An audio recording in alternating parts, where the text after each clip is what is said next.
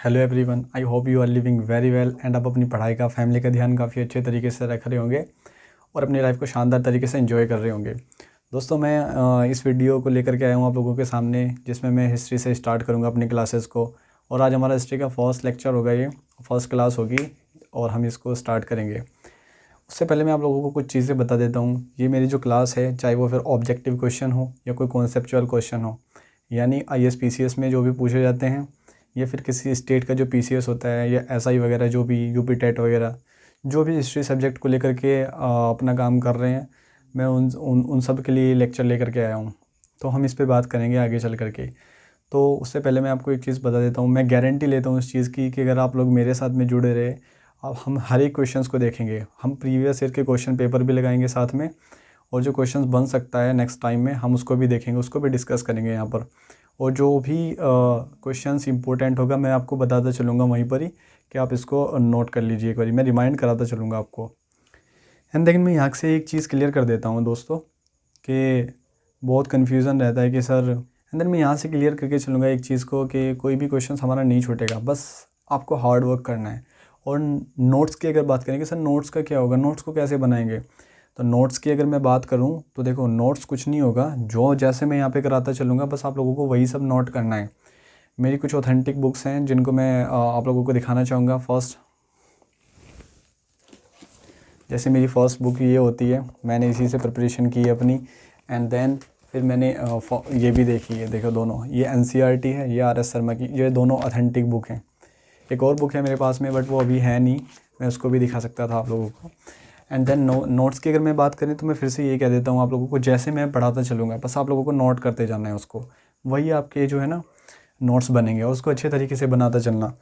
हमने भी ऐसे ही काम किया, हमारे भी नोट्स वैसे ही बने थे। एंड देन ज़्यादा टाइम वेस्ट ना करते हुए हम अपने क्वेश्चंस पे आते हैं। तो हम स्टार्ट करेंगे Indian history. Indian history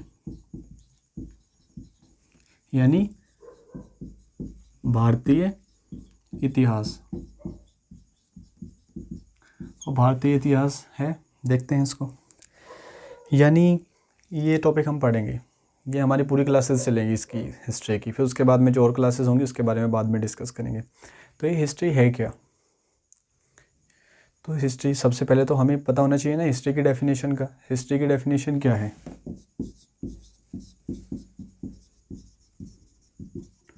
definition, history क्या है? The study of past events. The study of past events यानी हमारे अतीत की घटनाओं का अध्ययन। हमारे अतीत की घटनाओं का अध्ययन, वो भी लिख देता हूँ मैं। The study of past events, या फिर अतीत की घटनाओं का अध्ययन।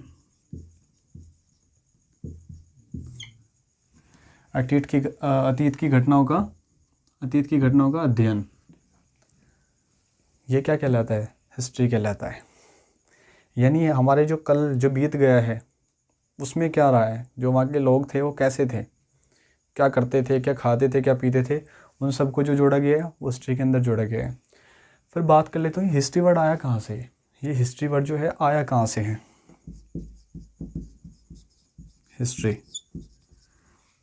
हिस्ट्री वर्ड जो लिया गया है ना,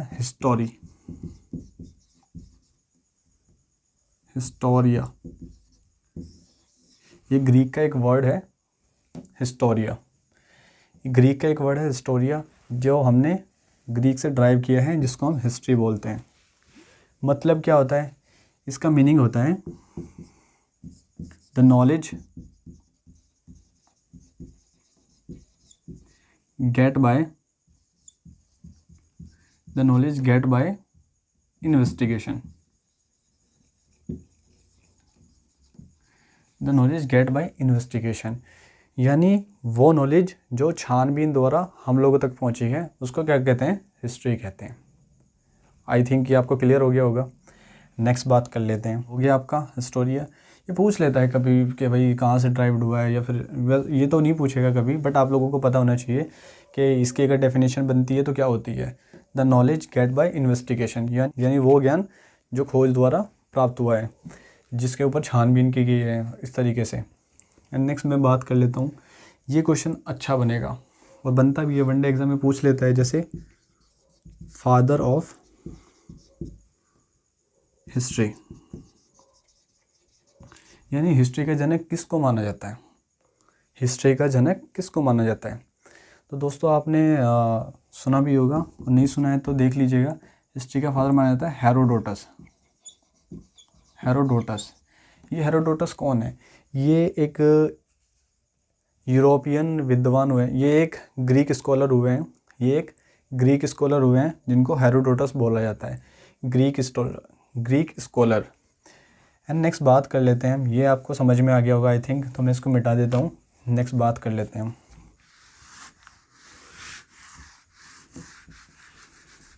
आप बस इसको नोट्स करते चलिएगा, यही आपके नोट्स बनेंगे। फिर आपको जो है जब हम कोई भी जो है ना प्रीवियस ईयर क्वेश्चन पेपर उठाएंगे तो उसमें यही चीज़ें सब हमारे काम आने वाली हैं, कोई अदर नोट्स नहीं होंगे।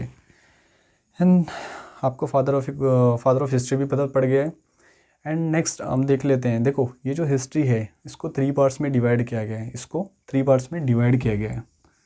फर्स्ट क्या है हमारी, एंशिएंट, सेकंड मेडिवल,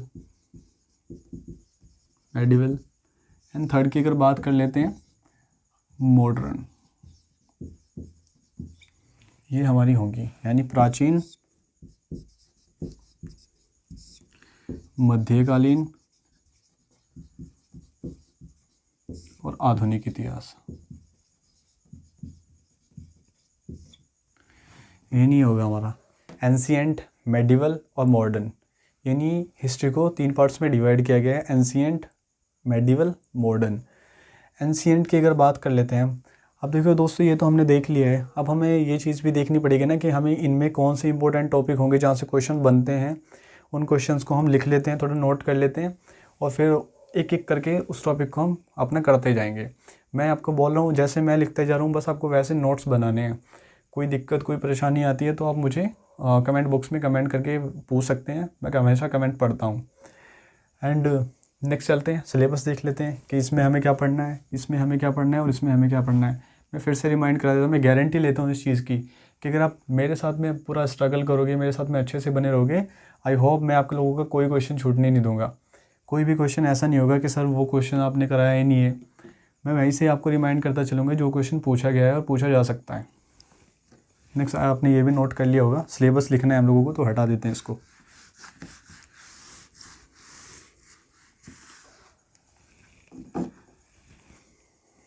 नेक्स्ट देख लेते हैं सिलेबस, कि हमारा सिलेबस क्या रहेगा। देखो एंशिएंट में हमें पढ़ना क्या क्या है, तो सबसे पहले हम पढ़ेंगे the stone age, the stone age यानी पाषाण काल, पाषाण काल। Second Indus valley civilisation, Indus valley civilisation, Harappa सभ्यता, हड़प्पा सभ्यता। थर्ड की बात कर लेते हैं, थर्ड नंबर पे हम पढ़ेंगे वैदिक एज, वैदिक एज, वैदिक काल कह सकते हैं इसको। फोर्थ नंबर पे हम पढ़ेंगे जैनिज्म, बुद्धिज्म,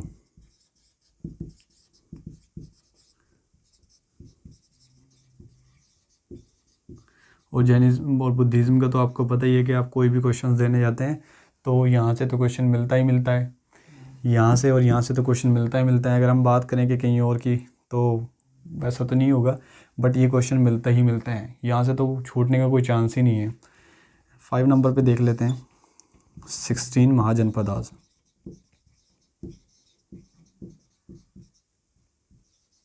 आप लोगों ने सुना होगा 16 महाजनपद, जैसे मगध हो गया, कोसाल हो गया, हाँ वज्जी हो गया, ये सब क्या वो यहाँ पढ़ेंगे हम। नेक्स्ट बात कर लेते हैं हम मौर्य, मौर्य एज जो था, यानी मौर्य पीरियड जो था, पीरियड या एज जो भी। 7 गुप्ता, गुप्ता एज ये गुप्ता पीरियड, ठीक है। एंड 8 नंबर पे हम पढ़ेंगे अपना हर्षवर्धन,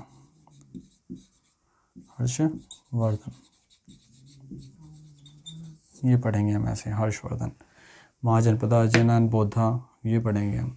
ये हमारा सिलेबस रहेगा, क्योंकि देखो हम एक एक टॉपिक को उठाएंगे, उसको कंप्लीट करेंगे, उसके बाद हम क्वेश्चन पेपर लगाएंगे, फिर वहाँ से जितने क्वेश्चंस बनते हैं वो सब देखेंगे, और आप लोगों की कोई क्वेरी रहती है तो उसको पूरा करेंगे। तो इस तरीके का हमारा सिलेबस रहेगा, आप इसको नोट कर लीजिएगा, और इस तरीके से हमें काम करना है इस पर। अब मैं यहाँ से फर्स्ट टॉपिक उठा लेता हूँ अपना, द स्टोन एज। अगर फ्रेंड्स आपको लग रहा हो कि यहाँ पे कोई टॉपिक मिस हुआ है, आपने कुछ और देखा हो, जैसे हम बात करें कैलकुलिथिक एज की, यानी ताम्रपाषाण काल की, कि सर वो तो नोट नहीं किया आपने, वो सब जो है ना एक दूसरे टॉपिक के अंदर ही कवर होंगे, ठीक है। ऐसे कोई डाउट नहीं रखना है मन में, ये जो भी मैंने लिखवाए हैं यहीं से क्वेश्चंस मिलते हैं, और उसके अंदर ही 1-2 टॉपिक होते हैं, अगर आप लोगों ने देखा होता है। तो ऐसी कभी मिसअंडरस्टैंडिंग हो जाती है तो ध्यान रखिएगा उस चीज़ को। तो मैं हटा देता हूँ इसको।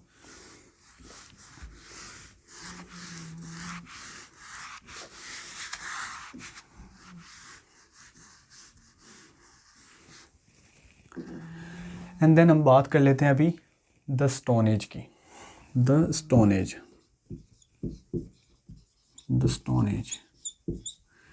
देखो क्वेश्चन बने या ना बने, बट कोई भी चीज़ हमें जड़ से पढ़नी होती है तो ही जाके समझ में आती है, ठीक है। मैं गारंटी ले रहा हूँ कि आप लोगों को चीज़ें समझ में आएँ, उसके बाद ही हम सारा आगे से देखते जाएंगे, और फिर आपके क्वेश्चंस वाइज जो भी बनता रहेगा हम उसको देखते जाएंगे वैसे के वैसे ही। और ये भी काफ़ी इंपॉर्टेंट हो जाता है, बता दूंगा मैं कैसे कैसे, जहाँ भी जो चीज़ इंपॉर्टेंट होगी मैं उसको वहीं पे डिस्कस करूँगा। एंड देखिए ये जो स्टोन एज है, ये स्टोन एज है, इसी के साथ एक डिस्कस कर लेते हैं। देखो जो फर्स्ट ह्यूमन एविडेंस फाउंड हुआ था वो हुआ था, मैं आपके साथ देखते हैं, ये हमारा कुछ ऐसे ये हमारा अफ्रीका होगा, ये हमारा अफ्रीका होगा। तो इसके ईस्टर्न पार्ट में यहाँ पे एविडेंस मिला था ह्यूमन का सबसे पहले, जिससे वो आगे आगे पहुँचता गया। समझ में आ गया होगा आई थिंक ये चीज़ आपको, यानी 20 to 25 लाख ईयर BC की बात कर रहा हूँ मैं। ये BC का भी बड़ा कन्फ्यूज़न रहता है बच्चों को कि सर ये BC क्या है, AD क्या है। तो देखो BC का अगर आप लोगों को कन्फ्यूज़न रहे BC का कि सर ये BC क्या है, तो यानी बिफोर क्रिस्ट, यानी जो हमारे क्रिस्ट हैं उनके जन्म से पहले जो भी डेट थी, एक्चुअली एग्जैक्ट अगर देखा जाए तो उसका कोई कैलेंडर या मेंशन ऐसे वैसे नहीं था इस डेट की बात करें। तो हम क्या है इसको हमेशा बड़े से छोटे नंबर की साइड पढ़ते हैं, जैसे 5 आ गया, 4 आ गया, 3 आ गया, 2 आ गया, 1 आ गया। हाँ, जब ये क्रिस्ट का जन्म हुआ, गॉड क्रिस्टस का, उसके बाद से हमने असेंडिंग ऑर्डर में चलना शुरू किया, जैसे 1 2 3 4, और आज क्या है हमारा 2000, यानी पहले 1000 आया होगा, फिर 2000। यहाँ पे क्या है, पहले 2000 रहा होगा, उसके बाद 1000, फिर यहाँ पे 3200, मतलब इस तरीके से चलता आ रहा है ये पीरियड। तो ये पता चल गया आपको, ये आया था ईस्टर्न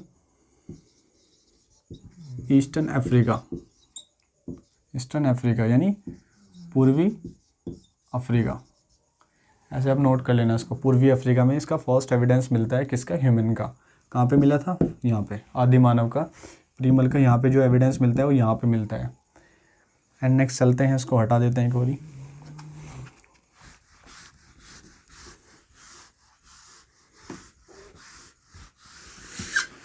अगर हम बात करें कि फाउंडर कौन हुआ है स्टोन एज का फाउंडर कौन हुआ है, अगर स्टोन एज की बात करें तो फाउंडर हुए हैं रॉबर्ट ब्रुशफुट। किस ईयर की बात करूं तो 1863। ये आप लोगों को पता होना चाहिए, कभी भी वनडे एग्जाम में पूछ ले आपसे वैसे कि स्टोन एज में ऐसे कौन से स्टोन एज का फाउंडर किसको माना जाता है, तो फाउंडर कौन हुए, यानी इन्होंने खोज की थी इसकी। चलो देख लेते हैं इसको। बेसिकली आप लोगों को पता होगा कि इंडिया के अंदर बहुत सारी कंपनीज़ आई हैं, यूरोप हुआ या अलग अलग कंट्रीज़ के आई हैं, जैसे डच हुए या फ्रेंच, ये डच वगैरह आए हुए हैं इस इंडिया कंट्री पे, इनकी कॉलोनीज़ थी। तो जो ऑफिसर्स होते थे उन्होंने इन्वेस्टिगेशन की है इसके ऊपर, क्या किया है उन्होंने, इन्वेस्टिगेशन की है इसके ऊपर, तब जाके उनको एक, जब फर्स्ट एविडेंस हुई थी तो फाउंड किया गया था क्या फाउंड हुआ था? हैंडेक्स। हैंडेक्स क्या फाउंड हुआ था? हैंडेक्स यानी कुल्हाड़ी। ठीक है, फर्स्ट क्या फाउंड हुआ था? कुल्हाड़ी फाउंड हुई थी। तो फाउंडर किसको माना जाता है? Robert Bruce फुटको।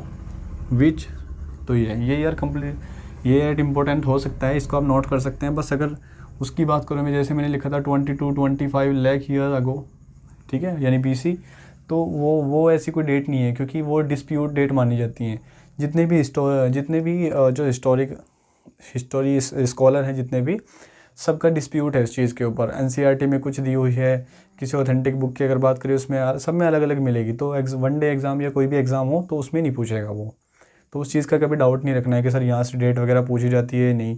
तो ऐसी कोई डेट नहीं पूछी जाती है। डेट तब से पूछी जाती है जहाँ जहाँ डेट पूछी जाती है, जो डेट पूछी जाती है मैं उसको बताता चलूँगा आपको। तो ये भी नोट कर लिया होगा आपने।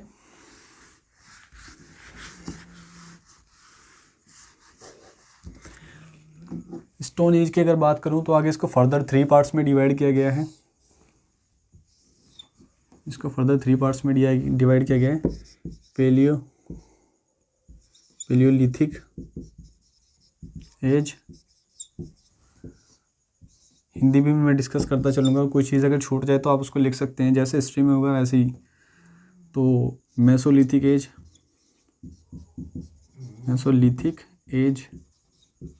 थर्ड की अगर बात करते हैं तो न्यूलिथिक एज।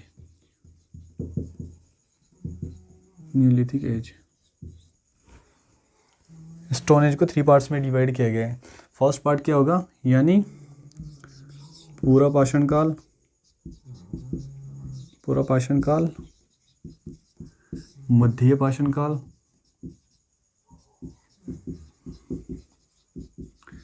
नेक्स्ट बात करते हैं नवपाषाण काल।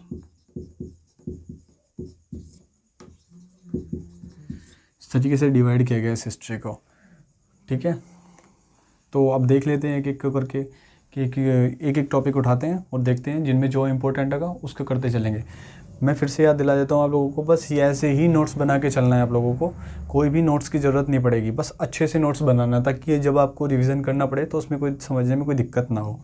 कोई भी अगर डाउट लगता है तो मैंने आप लोगों को बोला कि आप मुझे डायरेक्टली कमेंट बॉक्स में कमेंट कर सकते हैं। मैं पढ़ता हूँ वहाँ से, तो मैं आप लोगों को वहाँ पे भी सॉल्यूशन दूंगा अगर कुछ चीज़ समझ में नहीं आती है। देन ये समझ में आ गया होगा, ये नोट कर लिया होगा आपने। इसको हटा देते हैं, इसमें से एक एक टॉपिक को उठाते हैं, फिर देखते हैं क्या चीज़ किस में क्या इंपॉर्टेंट रही है। इससे पहले मैं आप लोगों से एक चीज़ डिस्कस करूँगा। ये जो स्टोन है, ये जो स्टोन एज है, इसको प्री हिस्ट्री में डाला गया, इसको माना जाता है प्री हिस्ट्री। पहली बात ये देखो, ऐसे समझ में नहीं आएगा। जो हिस्ट्री है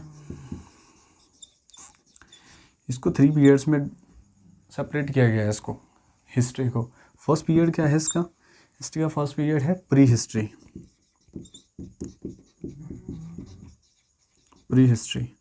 सेकंड प्रोटो हिस्ट्री। थर्ड की अगर बात करें तो हिस्ट्री। यहाँ इसकी और इसकी बात करें तो दोस्तों, अगर इन तीनों की बात करें, ये क्या है? 3 पीरियड हैं। 3 पीरियड्स में डिवाइड किया गया है किसको? हिस्ट्री को। प्री हिस्ट्री किसको बोला जाता है? प्री हिस्ट्री वो बोला जाता है, यानी जो हिस्ट्री हमने देखी, वो हिस्ट्री जिसके कोई रिटन एविडेंस ना हो। क्या हो? रिटन एविडेंस ना हो। मैंने बताया अभी आपको हैंडेक्स मिला था, रिटन एविडेंस कोई नहीं है, बट हैंडेक्स मिला था, उसके ऊपर इन्वेस्टिगेशन हुई है। एंड बात करें प्री हिस्ट्री की, तो स्टोन एज को किस हिस्ट्री में रखा जा सकता है? क्योंकि इसके कोई रिटन एविडेंस तो नहीं है, तो उसको कहाँ रखा जाएगा? उसको रखा जाएगा इसमें, यानी no written evidence prehistory के। प्रोटो की बात कर लेते हैं। प्रोटो में देखो, जो स्क्रिप्ट या जो भी रिटन एविडेंस हो बट उनको पढ़ा ना गया हो अभी तक, उनको कहाँ डाला जाएगा? उनको यहाँ डाला जाएगा प्रोटो हिस्ट्री में। यानी प्रोटो अगर हिस्ट्री की बात करें तो क्या होगा? तो जो हड़प्पा सभ्यता है हमारी, इंडस वैली सिविलाइजेशन, हड़प्पा सभ्यता, तो उसको कहाँ डाला गया? उसको यहाँ डाला गया है। यानी उसके जो एविडेंस मिले हैं वो अभी तक अनडेसिफर हैं। क्या है वो? अनडेसिफर हैं अभी तक, यानी उनको पढ़ा नहीं गया अभी तक। हो सकता है आने वाले टाइम में उसको पढ़ा जाए, बट अभी तक पढ़ा नहीं गया, तो उसको कहाँ डाला गया है, प्रोटो हिस्ट्री में।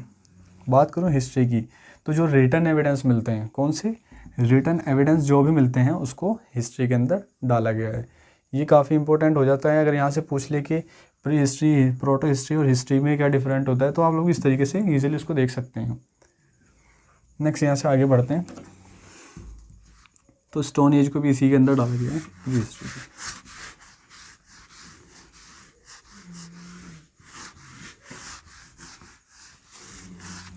अभी हम बात करेंगे अपनी पेलियोलिथिक एज,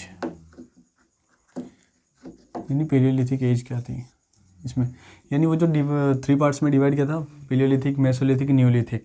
यहाँ पे इसको 3 पार्ट्स में डिवाइड किया गया। कब कब इनका पीरियड चला है वो सब देखते हैं हम यहाँ। तो देखो यहाँ 5 लाख से लेके 10,000 ईयर BC की बात करूँगा मैं, ईयर BC, यानी ये पीरियड इसका चला है।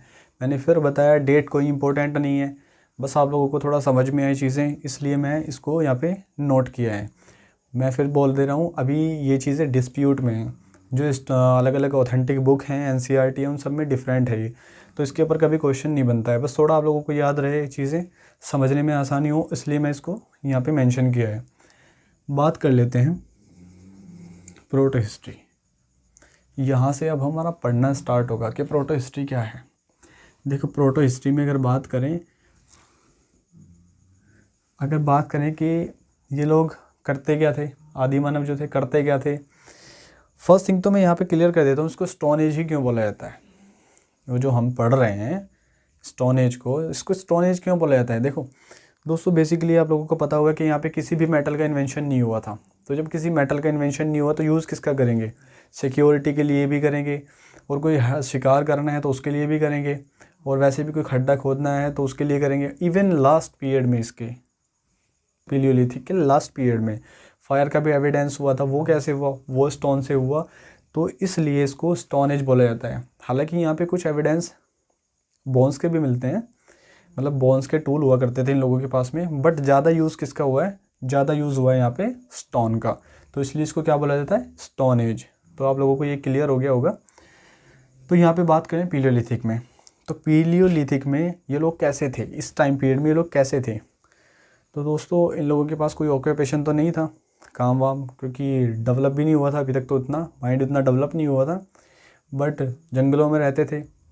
अब जंगलों में रह रहे हैं तो वहाँ पे और दूसरे जानवर भी होंगे, अब उनसे जान बचानी है, और दूसरी बात खाने को भी कुछ चाहिए, और खाने के लिए तो एग्रीकल्चर भी नहीं है, मतलब खेती बाड़ी भी नहीं हो रही है ना, इनको पता है उतना।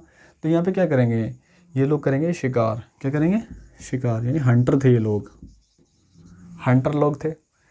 अब खाने में क्या लेते थे, तो खाने में जो फूड था इनका, जैसे मैंने बताया भी शिकार करते थे, और दूसरा अगर बात करें तो फ्रूट्स एंड रूट्स, पड़ी हुई मिल जाती थी जंगलों में रूट्स खाने वाली, मतलब कंदमूल, आपको इजीली समझ में आएगा। कंदमूल यानी जड़ें जो होती थी उनको खाते थे, फ्रूट्स होते थे उनको खाते थे। एंड ये पता पड़ गया आपको कि यहाँ पे एज थे। एंड दूसरी बात कर लेते हैं, जो इनके टूल्स थे, जो इनके औजार थे, जिससे शिकार करते थे या अपने सिक्योरिटी के लिए रखते थे, वो टूल्स कैसे थे, खड्डा खोदना हुआ या फिर फायर करने लिए जो भी था, तो वो इनके बड़े रफ टाइप थे, बड़े भद्दे से टाइप के इनके टूल्स थे। टूल्स किस किस के थे, स्टोन के थे। एंड बात करें बोन्स के भी मिले, स्टोन एंड बोन्स दोनों के यहाँ पे टूल्स हैं इनके पास में। बात कर लेते हैं नेक्स्ट, बड़े भद्दे से टाइप के इनके रूल्स हैं। और क्या करते थे ये लोग, ये इनके बोन्स एंड ये भी थे इनके। एंड थर्ड बात कर लेते हैं, यहाँ इसी पीरियड के लास्ट में, यानी पीलियोलिथिक के लास्ट पीरियड में, ये जो चल रहा है ना, इसी के लास्ट में जाके इन्होंने फायर की खोज कर ली थी, यानी अग्नि की खोज हो चुकी थी। यहीं पे देखा होगा कोई पत्थर के एक दूसरे पत्थर से टकराता हुआ, कि जब पत्थर से एक दूसरा पत्थर टकराया तो चिंगारी उठी तो आग लगी होगी कहीं, तो उससे सीखा होगा इन्होंने। तो फायर का भी कहाँ पे इन्वेंशन हुआ, वो यहीं पे हो गया था इसी टाइम पीरियड में। तो इन लोगों को आ गया पता पड़ गया फायर के बारे में भी। नेक्स्ट बात कर लेते हैं इनको ही बोला जाता है प्रीमल ह्यूमन, यानी आदि मानव। आदि मानव, ठीक है, प्रीमल ह्यूमन, इनको फाउंडेशन माना जाता है इन्हीं को। अब यहाँ पे ये लोग रहते कहाँ पे थे? देखो ऐसे चलते चलते ये लोग डेवलप हो गए थे और थोड़ा ये रहने लगे थे गुफाओं में। तो आप लोगों ने सुना होगा मध्य प्रदेश, एमपी, बड़ी फेमस गुफाएं हैं वहाँ पे। क्या है? केव्स हैं, गुफाएं। कौन सी? भीम भेटका। ये बहुत बार पूछा जाता है, बहुत इंपॉर्टेंट क्वेश्चन है। भीम भेटका, कभी जाओ तो घूम के आना यहाँ पर भी, भीम भेटका, बस भीम भेटका ये यहाँ पे। और इनको ही बोला जाता है चित्रित गुफाएं।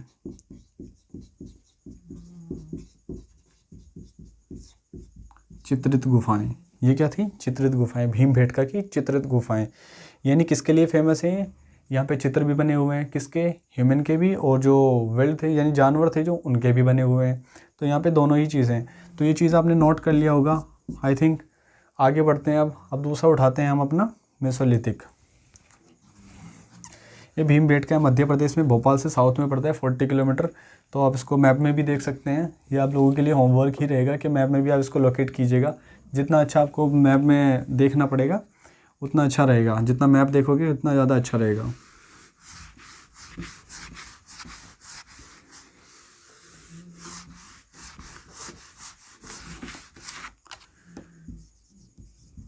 मेसोलिथिक, मध्य पाषाण काल, ठीक है, मेसोलिथिक एज। यानी वहाँ तक तो उनके पास लास्ट पीरियड में, यानी पैलियोलिथिक के लास्ट टाइम जो चल रहा था उसमें उन्होंने क्या कर लिया था? अग्नि की भी खोज कर ली थी, यानी आग की भी खोज हो गई थी उन लोगों को। उसके बाद क्या डेवलप किया उन्होंने? उसके बाद अगर मेसोलिथिक एज में देखा जाए, जैसे यहाँ पे मेसोलिथिक की, कि मेसोलिथिक जब टाइम पीरियड हुआ स्टार्ट, तो ये लोग क्या थे? देखो वहाँ पर तो इनके ये पशु नहीं पालते थे, बट यहाँ पर ये हार्डर बन गए थे, हार्डर्स, यानी वही जानवर से भी दोस्ती होने लगी। तो यहाँ पे जैसे गोट्स, शीप, डॉग, फर्स्ट में डॉग आएगा, डॉग etc, ये इनके पालतू जानवर बनने लगे थे। इनको पालना शुरू किया था इन्होंने। यानी वो देखा होगा आपने, कबीले टाइप के बनते जा रहे थे ये लोग, डेवलप होते जा रहे थे। अब लोग बात करते हैं जो इनके टूल्स थे, वहाँ पे बड़े रफ टाइप के थे, गंदे से थे। यहाँ की अगर बात करें तो यहाँ पे इनके टूल्स थोड़े डेवलप हुए, यानी माइक्रोलिथिक, यानी इनके जो टूल्स थे वो क्या हुए? थोड़े शार्प हुए इनके टूल्स यहाँ पे, और छोटे होने लगे। पहले बड़े गंदे से टाइप के बड़े बड़े से हुआ करते थे, लेकिन यहाँ पे माइक्रोलिथिक हो गए। अब शिकार भी करना है तो इजीली, पहले बड़े बड़े टूल रहे होंगे। अब देखना एनसीईआरटी की बुक में दिखाया गया है। तो ये नेक्स्ट बात कर लेते हैं। हार्डर थे, एविडेंस कहाँ से मिले, ये इंपॉर्टेंट हो जाता है। और मैं इस तरीके से आप लोगों को समझाऊंगा, आप लोग देखते चलिएगा मेरे पास में। मैं बात कर लेता हूँ, ये मैप बना के दिखाऊंगा और आप भी इस चीज़ की प्रैक्टिस कीजिएगा कि मैप को बनाया जाए और इसकी प्रैक्टिस कीजिएगा।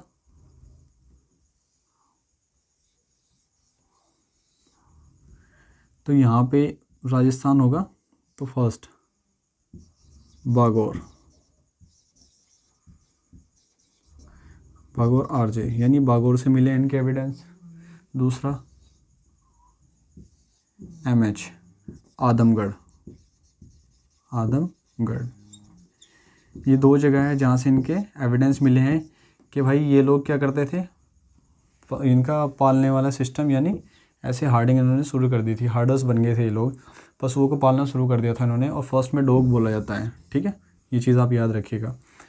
बागौर से मिले हैं एविडेंस और आदमगढ़ से मिले हैं। मैप खरीद लीजिएगा इंडिया का, और उसके अंदर ऐसे मेंशन करोगे ना, तो इसीलिए आपको जो लोकेशन होगी एग्जैक्ट वो पता पड़ती चली जाएगी।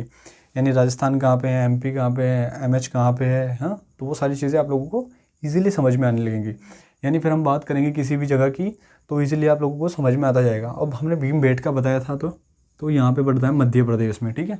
इस तरीके से लोकेट करते चलेंगे हम अपने मैप को, और मैप के अंदर देखते चलेंगे चीज़ों को। तो आप भी इस मैप को बना लीजिएगा। फॉर एग्जांपल मैं आपको दिखा देता हूँ मैंने मैप कैसे बनाया हुआ है। मैंने कुछ इस तरीके से मैप बनाया हुआ है, आप इसको देख सकते हैं। ये मेरा मैप है जो मैंने बनाया हुआ, आप लोग भी इसको बना सकते हैं। तो ये चीज़ आई होप आप लोगों को समझ में आ गई होगी। तो इनको देख लेते हैं, आगे देखते हैं, आगे बढ़ते हैं यहाँ से। यही चीज़ यहाँ पे इंपॉर्टेंट थी, मैंने यहाँ पे ये डिस्कस कर दिया। ज़्यादा टाइम हमें किसी टॉपिक पे वेस्ट करना ही नहीं है, जो चीज़ इंपॉर्टेंट होगी हम उसको करते चलेंगे बस अपने सिलेबस के अकॉर्डिंग। नेक्स्ट बात कर लेते हैं, लास्ट जो हमारा होगा न्यूलिथिक। ये न्यूलिथिक इसके बारे में देख लेते हैं कि न्यूलिथिक के बारे में क्या है। तो दोस्तों यहाँ पे अगर हम बात करें बिगनिंग, ये बिगनिंग पीरियड माना जाता है, beginning period of agriculture,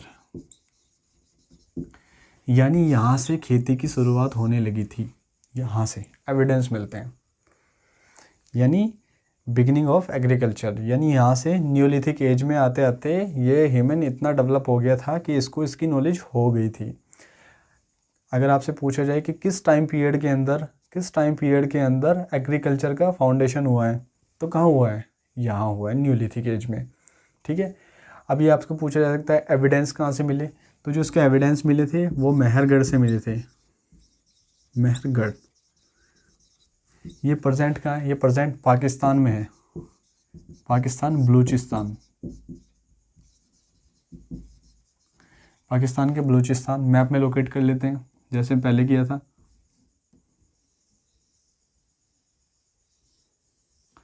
map थोड़ा बस अपने आप समझ लीजिएगा, मैप में देख लेते हैं।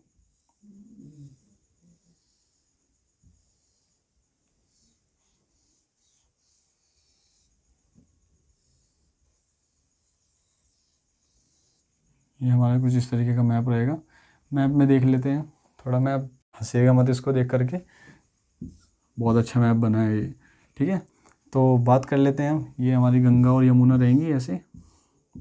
ठीक है, तो बात कर लेते हैं हम किसकी, ये यहाँ पे बात करेंगे हम, यानी बलूचिस्तान मेहरगढ़ में यहाँ पे एविडेंस फाउंड हुए थे किसके, एग्रीकल्चर के। और यहाँ पे इन्होंने इवन इतने डेवलप हो गए थे यहाँ पे, जो इनके जो औजार थे ना, टूल्स थे, जो इनके टूल्स थे,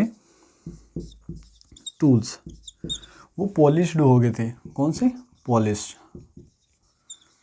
और यहाँ पे इन्होंने पोट्री का भी इन्वेंशन किया, पोट्री की भी खोज कर ली थी इन बंदों ने, पोट्री की। या उसके बाद व्हील भी हो गया था यहाँ पे, व्हील की भी खोज हो गई थी यहाँ पे, व्हील की। तो यानी ये कितने डेवलप हुए, जो इनके औजार थे वो और ज़्यादा शार्प हुए, यानी पॉलिश्ड बना लिया इन्होंने। और क्या हुआ, अभी तक यहाँ पे वो आयरन की खोज नहीं हुई है अभी यहाँ पे, जो इनके पास बनते चले गए, जैसे इनके औजार थे उन्हीं को डेवलप करते चले गए ये लोग। पोटरी की खोज कर ली, व्हील्स की, ये इंपॉर्टेंट आ जाता है, व्हील के बारे में कभी कभी पूछ लिया जाता है। नेक्स्ट बात कर लेते हैं ये लोग, इन लोगों की कुछ परंपरा मिली है, कुछ ट्रेडिशनल कह सकते हैं, वो पता नहीं किस तरीके से रहा होगा इन लोगों के बीच में, कि ये लोग जब बरी करते थे ना, बरीड मतलब दफनाते थे, जब कोई मर जाता था उसको, यानी उसकी जो सारी चीज़ें होती थी उसके साथ में उसको दफना दिया करते थे। और एक कुत्ता भी मार के दफनाते थे, यानी डॉग, यानी इंसान के साथ में कुत्ते को मारने का भी रिवाज था इन लोगों के अंदर। और वो कहाँ से मिला है, जम्मू एंड कश्मीर के अंदर से। इसको कहते हैं बुरजौम, क्या कहते हैं उसको, बुरजौम, यानी बुरजौम से उसको मिला था, बुरजौम J&K, यहाँ से भी मिला है इनका एविडेंस। क्या करते थे यानी जब बरी करते थे, दफनाते थे किसी को, बरीड करते थे इसके अंतिम टाइम में, तो डॉग का भी एविडेंस मिला है, यानी उसके साथ में ह्यूमन प्लस डॉग, यानी इसके साथ में एक कुत्ता मारकर उसको भी दफना दिया करते थे ये लोग। इनके अंदर ऐसा कुछ रहा है। और ये सारी चीज़ें लोकेट कर लिएगा आप लोग भी मैथ में। और यहाँ पे बात कर लेते हैं कि सबसे पहले जो मिले थे, जैसे कि यहाँ पे एग्रीकल्चर मिला था, एग्रीकल्चर में क्या क्या मिला था इन लोगों को, यहाँ देख लेते हैं। जो वीट, बार्ले, ये खोज इन्होंने कर ली थी, अब अगर हम बात करें राइस के भी एविडेंस मिलते हैं।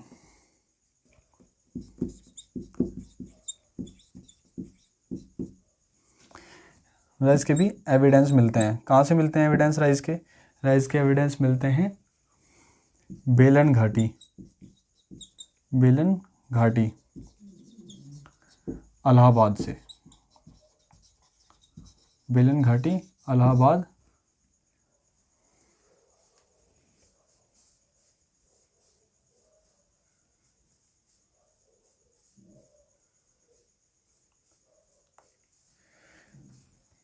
बेलन घाटी, इलाहाबाद, कोल्डी हवा, कोल्डी हवा। ये यहाँ से इसको नोट कर लीजिएगा, पूछा जा सकता है। ये बहुत इंपॉर्टेंट क्वेश्चंस हैं जो ये सब चीज़ें मैंने आप लोगों को बताई हैं कि ऐसी कौन सी परंपरा रही है, यानी कहाँ पे लोगों को दफनाया जाता था, किसी एज के अंदर दफनाया जाता था कि वो कुत्ते को मारकर दफनाने का रिवाज था उनके यहाँ। तो कौन सा था वो?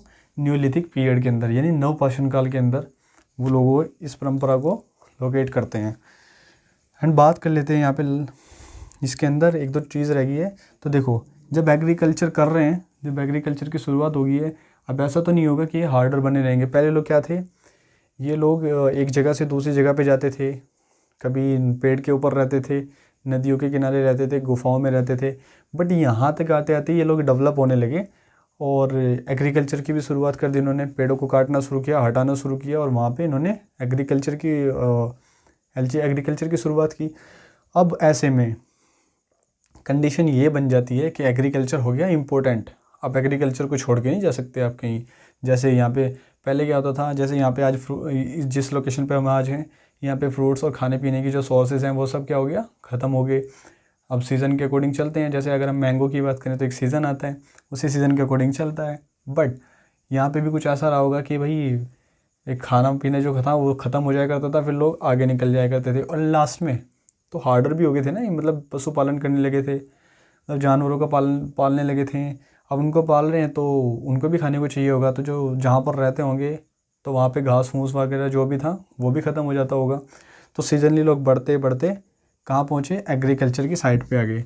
तो अब ऐसे में एग्रीकल्चर हो गया इंपॉर्टेंट। तो बेसिकली यहाँ पे बनता है क्वेश्चंस, ये लोग सेटल्ड लोग भी बने थे, सेटल्ड यहीं से होने लगे थे, सेटल्ड, ठीक है। यहाँ पे क्या हो गए थे, सेटल्ड होने लगे, ये लोग सेटल्ड हो गए यहाँ पे, यानी सेटल्ड लाइफ यहीं पे होगी। विलेजेस यहीं पे बनने लगे, विलेजेस जैसे कि 5-6 लोग हैं एग्रीकल्चर कर रहे हैं तो इकट्ठे होंगे। अब ये तो बड़ी मात्रा में वो करते थे, ग्रुप में चलते थे ये लोग। तो क्या हो गया, एक जगह पे रुके, वहाँ पे एग्रीकल्चर शुरू किया, सेटलमेंट होने लगा और ये लोग मिलने लगे। एंड बस यही कुछ इसमें इम्पोर्टेंट था। अगर आप लोगों को कुछ लगता है कि इसमें कुछ छोटा होगा तो उसके लिए मैं दोबारा देखूँगा। एंड अगर आप इस चैनल पर नए हैं तो मेरे चैनल को सब्सक्राइब कीजिएगा। एंड अगर आप मुझसे कुछ पूछना चाहते हैं तो कमेंट बॉक्स में कमेंट कीजिएगा और आप मुझे सजेशन भी दे सकते हैं कि मैं नेक्स्ट वीडियो में आपको किस तरीके से इम्प्रूव करूं। अगर कुछ इसमें लगा हो कि भाई मैं कोई लैंग्वेज को इंग्लिश हो या फिर हिंदी हो उसको कुछ ज़्यादा यूज़ किया है तो उसके बारे में मुझे बताइएगा आप लोग। And thank you so much. और मैं फिर से आप लोगों से बोलता हूँ कि गारंटी लेता हूँ मैं इस चीज़ की कि अगर कोई भी टॉपिक होगा, कोई भी क्वेश्चन होगा तो मैं आप लोगों का छूटने नहीं दूंगा। वो हम प्रीवियस क्वेश्चन पेपर देखेंगे और आप उसके अकॉर्डिंग देखना कि जो क्वेश्चन मैंने कराए हैं क्या वो क्वेश्चन सही है, क्या वो क्वेश्चंस बनते हैं, क्या वो क्वेश्चंस आ सकते हैं एग्ज़ाम में। देन हम इसकी स्टार्टिंग करेंगे। एंड कल हम टॉपिक करेंगे अपना नया टॉपिक लेकर के आऊँगा। अभी स्टोन एज का एक पार्ट हो रह गया तो उसको लेकर के आऊँगा। फिर उसके बाद हम नेक्स्ट वीडियो जो लेके आएंगे वो हड़प्पा सिविलाइजेशन के ऊपर होगी। अभी आप यहीं तक इसको नोट कर लीजिएगा। एंड ये वीडियो कैसा लगा मैं फिर से आपसे बोल देता हूँ, अगर आप नए हैं इस चैनल पे तो सब्सक्राइब कीजिएगा और मेरे साथ स्ट्रगल करनी है बस, एंड कुछ भी नहीं करना है। और नोट्स की कोई ज़रूरत नहीं है, नोट्स जैसे मैं लिखाता चलूँगा बस ऐसे ही नोट्स बनाने हैं आपको। आपके क्वेश्चंस पेपर जैसे भी होंगे वो सब मैं सॉल्व कराऊंगा, मेरी गारंटी है अब। And thank you so much. Last bye.